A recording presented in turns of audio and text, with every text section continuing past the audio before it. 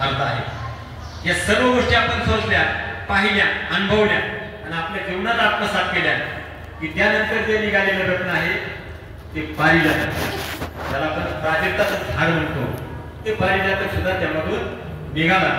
पारिजातकाचं वैशिष्ट्य आपल्या जीवनामध्ये काय? पारिजातकापासून काय मिळतं? पारिजातकापासून फुलं आणि त्याच्याबरोबर त्याचा सुगंध। जसं पारिजातकाचं झाड असतं परिसरामध्ये सुगंध दरवळतो, तसं आपल्या जीवनामध्ये आपण ह्या गोष्टी आत्मसात केल्या, ह्या गोष्टी आपण जोपासल्या की आपल्या जीवनाचा सुद्धा सुगंध दरवळणार आहे।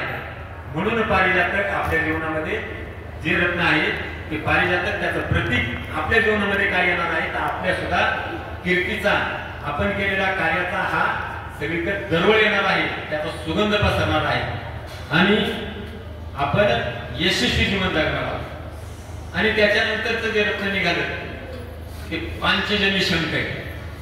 पांचजन्य शंख कोणाचा आहे? भगवान श्रीकृष्णांकडे असलेला शंख आहे, त्याचं नाव आहे पांचजन्य शंख। पांचजन्य शंख काय सांगतो? कशाचं प्रतीक आहे?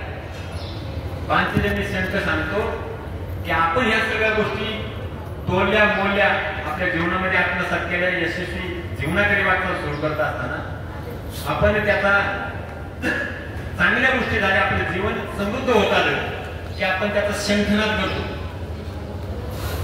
शंख वाजून आपण घोषणा करतो। म्हणून आपल्या जीवनामध्ये ते रत्न सांगितलेले पांचजन्य, त्याच्यामधून आपल्या यशस्वी जीवनाचा आपण जयघोष करतो, त्याचा शंखनाद करतो। म्हणून पांचजन्य शंख हे रत्न आपल्या जीवनामध्ये फार महत्वाचं आहे। आणि सर्वात शेवटी एक रत्न निघालं, सर्वात शेवटी निघालेलं रत्न आहे धन्वंतरी। धन्वंतरी काय करणार? धन्वंतरी त्या समुद्र मंथनाद्वारे त्यावेळी तिच्या हातामध्ये कलश होता, कशाचा होता? अमृताचा कलश। धन्वंतरी अमृताचा कलश घेऊन त्या ठिकाणाहून बाहेर पडली, येताना अमृत कलश घेऊन आले। आपल्या जीवनामध्ये शेवटी आपल्या जीवनामध्ये जर अमृतासारखं त्या ठिकाणी जीवन आपलं झालं तर आपलं स्वतःचं जीवन अमृतवाणी होईल, परंतु आपण ज्यांच्या बरोबर आहे, आपल्या सानिध्यात येणार आहे, त्यांचं जीवन सुद्धा यशस्वी आणि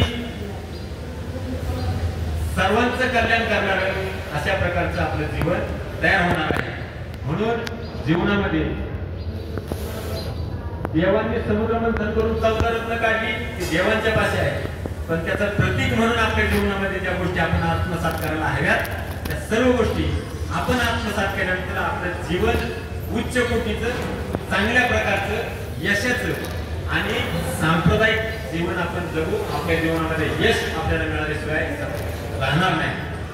अशा प्रकारचं हे अध्यात्म आणि त्या अध्यात्माच्या माध्यमातून या ठिकाणी एक 2-3 गोष्टी आपल्याला सांगण्याचा मी प्रयत्न केला।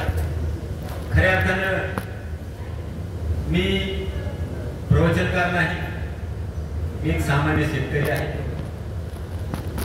मी अभ्यास करणारा माणूस आहे, परंतु इतरत्र बोलत असताना आपल्या शिरोळ तालुक्यात त्यांनी संप्रदायाचं काम वेगळ्या उंचीवर नेण्याचा ध्यास घेतलेला आहे। ते हरिभक्तपरायण आमचे गुरुवर्य संतोष महाराज खेडकर यांनी अनेक वेळा मला पाहिले, बोलताना पाहिले, मी राजकारणाच्या व्यासपीठावर बोललेलो आहे, अनेक ठिकाणी बोललेलो आहे। बोलत असताना आध्यात्मिक भाषेमध्ये बोलणं किंवा अध्यात्माचे दाखले देणं, उदाहरणं देणं हे सर्व त्यांनी पाहिलं आणि त्यांनी ठरवलं की इकडं बोलण्यापेक्षा खऱ्या अर्थानं वाणीच्या माध्यमातून, समाज प्रबोधनाच्या माध्यमातून समाजाकरता हे जर तुम्ही कामी लावलं तर तुमच्याही जीवनाचं चांगलं होईल, आम्हालाही समाधान लाभेल। आणि म्हणून हरिभक्तपरायण संतोष महाराज खेडकर यांनी या वारीच्या माध्यमातून आज ही सेवा माझ्यापर्यंत पोहोचवली आणि त्या सेवेचा लाभ घेण्याचं मी खऱ्या अर्थाने ठरवलं। अगदी मला अनेक जण म्हटले की तुम्ही प्रवचन केलेलं नाही, जमल का नाही जमल, म्हटलं प्रवचन करण्याकरता वेगळी गोष्ट कोणती लागत नाही. जी गोष्ट हवी आहे ती मला आहे. याच्याकरता लागणारी गोष्ट एकच आहे, ती म्हणजे परमेश्वराचे आशीर्वाद, तुमच्या गुरूंचे आशीर्वाद तुमच्यावर असले पाहिजे आणि तुमच्यासारखी देव माणसं समोर बसलेली असली पाहिजे. मग प्रवचन करायला अडचण येते. आणि खऱ्या अर्थाने आज माझ्या जीवनामध्ये मी एका वेगळ्या व्यासपीठावर बसून एक वेगळा विचार या ठिकाणी तुम्हाला सांगण्यापेक्षा मी माझं आत्मचिंतन केलेलं आहे. माझ्या जीवनामध्ये मी स्वतःच्या बदल घडून घेतलेला आहे. येणाऱ्या काळामध्ये माझं या पुढचं आयुष्य मी भगवंताच्या भक्तीकरता, भगवंताच्या नामस्मरणाकरता आणि भगवत कार्याकरता समर्पित करीन. माझ्या जीवनाचा जेवढा वेळ भेटेल तेवढा वेळ मी भगवंताच्या कार्याकरता देण्याचं या ठिकाणी ठरवलेलं आहे.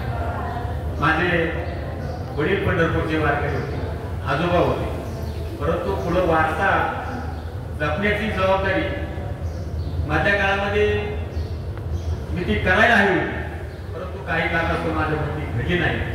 परंतु कुठंतरी आमच्या पूर्वजांनी संतोष महाराजांसारख्यांना कधीतरी सांगितलं असणारे सांगा त्यांना परत आणा त्यांना लागेवरती. आणि म्हणून या ठिकाणी महाराजांनी मला त्या ठिकाणी ही संधी या ठिकाणी प्राप्त करून दिली. माझ्यासारखं तुम्ही जर एखादा रस्ता चुकला असेल, वेळ गेलेली नाही मित्रांनो, परत या रूटवरती या, त्या मार्गावरती या. तुमचे आजोबा पंजोबा कुणीतरी वारकरी असतील, कुणीतरी हा ध्यास घेतला असेल. वारकऱ्याच्या घरी भगवंताचं नामस्मरण तुमच्या दारात जर घडायचं असेल, तुमच्या घरामध्ये भगवत कार्य करणारा माणूस जन्माला यायचा असेल, तर तुमच्या अगोदरच्या 5 पिढ्या त्या ठिकाणी भगवत कार्यात असाव्या.